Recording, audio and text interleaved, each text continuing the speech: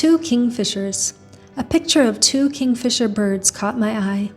It hadn't been long since I'd had to pack up and say goodbye to a home that was so special to me. There was a pond in front, and a kingfisher made its home, hidden behind the branches of weeping willows. Every time I came and went, he gave me a reason to pause, in hopes I'd catch a glimpse of the sun shimmering off his turquoise back. If you're new here, welcome to Art by Charity. I'm Charity, a Canadian artist living in Asia. I tell the story of my life through art, a story of hope, sharing both the adventure and the adversity.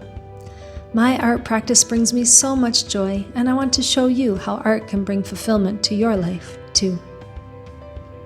Today, in this painting, I return to my roots, my signature style.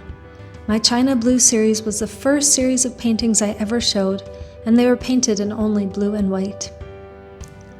I was inspired by the beautiful Chinese pottery I was seeing daily at that time. This time I'm adding turquoise into the mix, in memory of the little bird who brought me so much joy. So sit back, relax, and watch me paint. And as you do, I hope you feel inspired to make art more a part of your life.